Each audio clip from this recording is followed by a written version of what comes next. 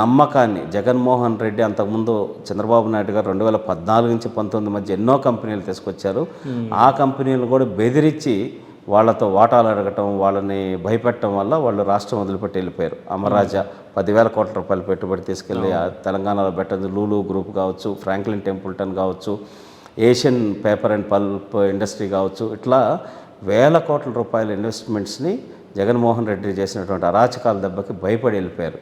మళ్ళీ వీళ్ళు ఆంధ్రప్రదేశ్ రాష్ట్రానికి మళ్ళీ ఈరోజు కంపెనీలు వస్తున్నాయంటే మొన్న జరిగిన సిఐఏ సదస్సులో రమారమి 13 లక్షల కోట్ల రూపాయలకి పెట్టుబడులకి ఎంఓఏలు జరిగినాయి. 16 లక్షల ఉద్యోగాలు కల్పన దిశగా ఆ ఎంఓఏలు జరిగినాయి. సో ఈరోజు దాంట్లో మనందరం ఎటువంటి క్యాపిటల్ లేకుండా, ఎటువంటి హోప్ లేకుండా ఈ రాష్ట్రానికి కంపెనీలు ఎందుకు రావాలి?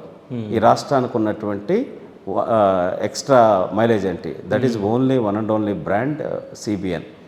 చంద్రబాబు నాయుడు గారు మీద నమ్మకం, 40 సంవత్సరాలు ఆయన ట్రాక్ రికార్డు, ఇవన్నీ చూసి దానికి మనకి అగ్ని గనక వాయువు తోడైనట్టు లోకేష్ గారు కూడా ఈరోజు ఇచ్చినటువంటి తండ్రి చెప్పినటువంటి ప్రతి ఒక్క అంశాన్ని అందిపుచ్చుకొని ఐటీ మినిస్టర్గా 12 నెలలు కష్టపడి అన్ని రీసోర్సెస్ బెంగళూరుకి కానీ చెన్నైకి కానీ ఆల్రెడీ ఎస్టాబ్లిష్డ్ ఒక జైంట్ సిటీస్ అవి అన్నీ కూడా ఐటీలో ఎస్టాబ్లిష్ అయినవి.